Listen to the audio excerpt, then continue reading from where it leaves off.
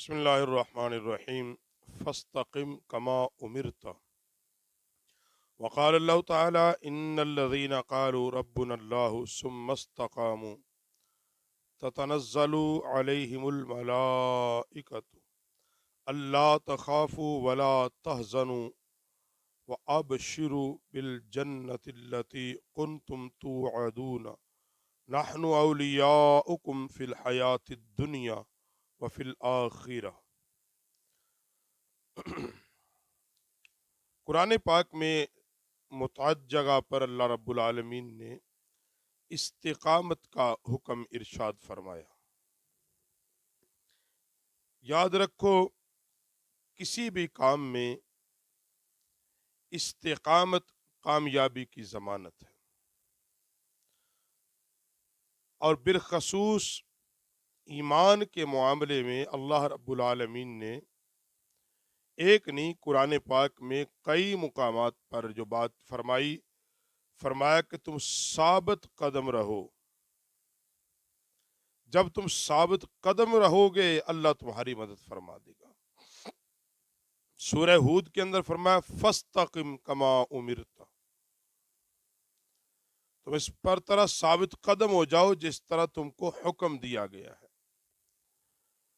اور قرآن پاک کے سورہ احقاف کے اندر فرمایا ان الذین قالوا ربنا اللہ ثم استقاموا فلا خوف علیہم ولا هم يحزنون۔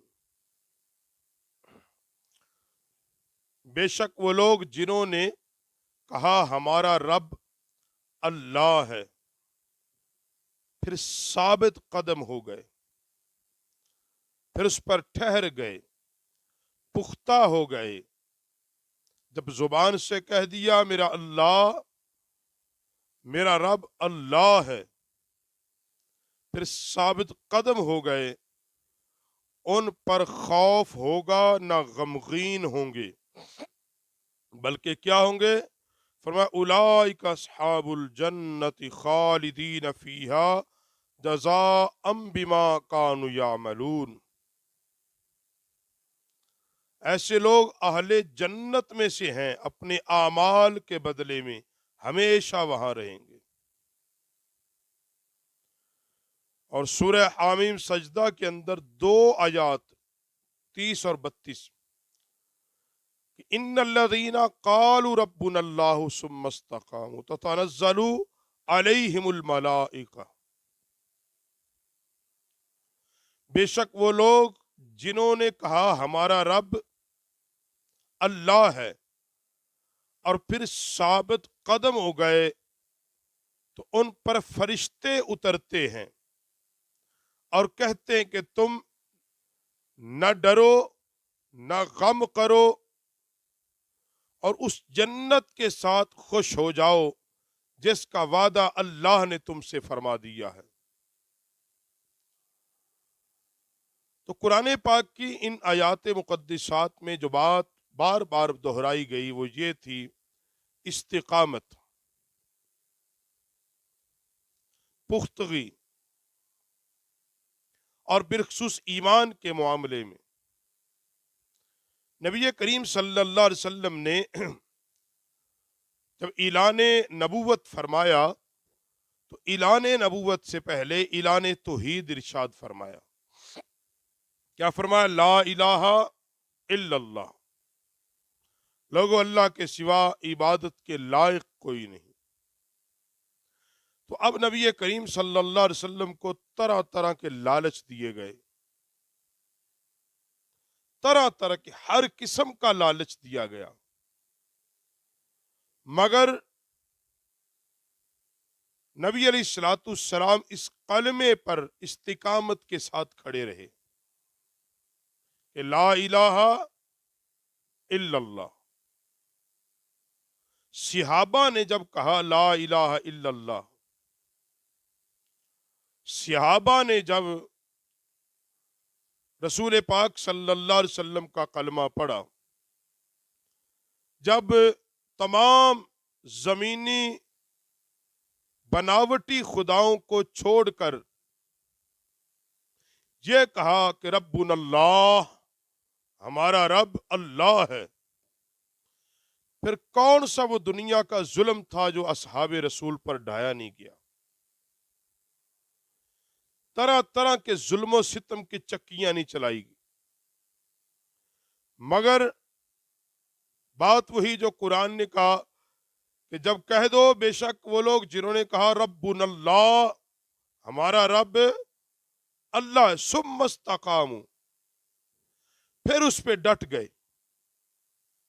پہلے ڈٹو، جب انسان ڈٹ جائے گا کسی کام پر، ایمان پر، جب ڈٹ کے مقابلہ کرے گا، علیہم الملائکہ،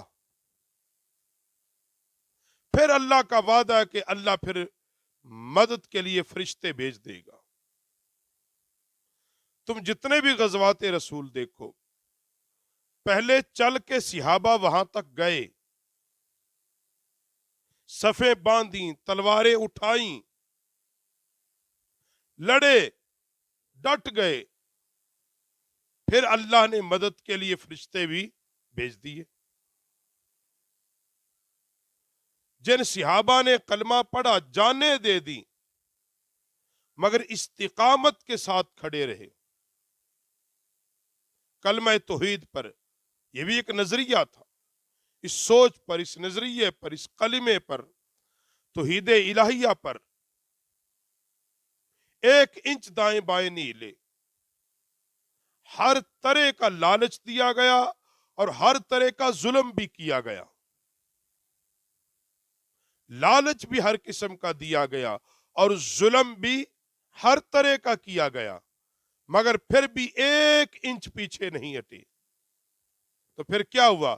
بالآخر اللہ نے انہی کو کامیابی عطا کی جو استقامت کے ساتھ ڈٹے رہے، جو کھڑے رہے، ہر ظلم کا، ہر طوفان کا، ہر آندھی کا ڈٹ کے مقابلہ کرتے رہے۔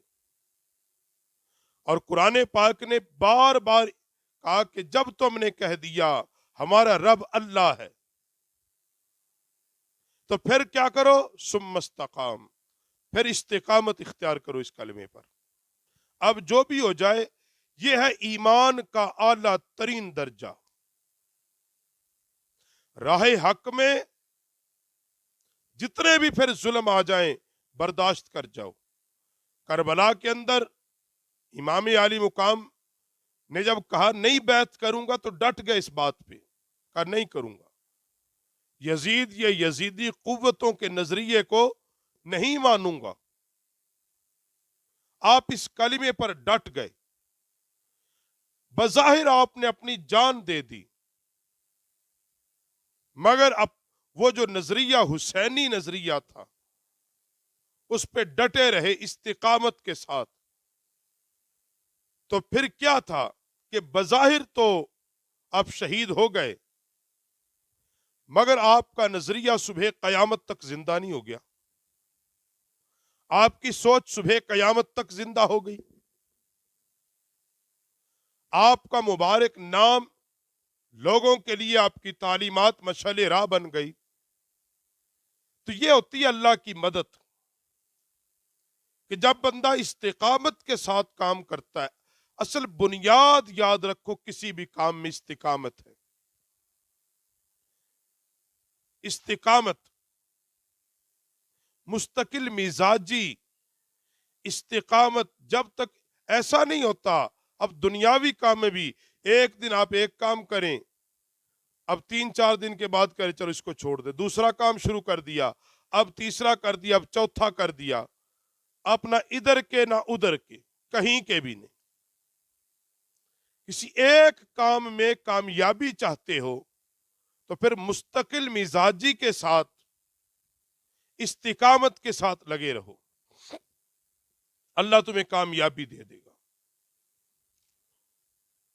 حدیث پاک کے اندر حضرت سفیان بن عبداللہ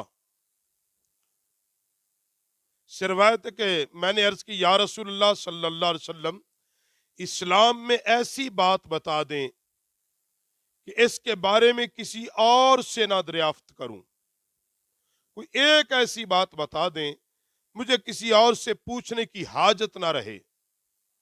تو آپ अलैहिस्सलाम ने फरमाया, फिर कहो मैं अल्लाह पर ईमान लाया और इस पर फिर साबित कदम हो जा। मैं अल्लाह पर ईमान लाया और फिर इसी पर साबित कदम हो जा। हजरत अबू हुरैरा से रवायत रसूल पाक सल्लल्लाहु अलैहि वसल्लम ने फरमाया, मियाना रवई इख्तियार करो। पहली बात, मियाना रवई इख्तियार करो, सीधे चलो और यकीन करो तुम में से कोई अपने अमल से निजात नहीं पा सकता। कोई बंदा ये गुमान करे अपने अमल की वजह से निजात पा जाऊंगा। सहाबा ने अर्ज की, या रसूल अल्लाह, आप भी? मेरे नबी ने फरमाया, हाँ, लेकिन मुझे रब्बुल आलमीन अपने फजल और रहमत से ढांप लेगा। मेरी तखसीस ये है, अल्लाह मुझे अपने फजल और रहमत से ढांप लेगा। यानी कोई बंदा ये कहे मैं अपने अमल की वजह से बख्शा जाऊंगा, निजात पाऊंगा, नहीं, अल्लाह की रहमत से, अल्लाह के फजल से। तो कुरान पाक, हदीस पाक में जो बात है वो ये कि इस्तिकामत ना तो बहुत तेज हो और ना बिल्कुल सुस्त हो, बिल्कुल सुस्त भी नहीं होना चाहिए। तो इसलिए इस्तिकामत ही वो चीज है जिस पे नबी अलैहिस्सलाम ने सहाबा को बार बार तलकीन की। फरमाया, जब कह दिया अल्लाह एक है, फिर इस पे डट जाओ।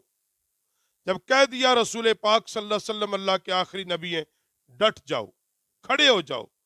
जब तुम डट जाओगे, खड़े हो जाओगे, फिर अल्लाह तुम्हारी जरूर भी जरूर मदद फरमाएगा।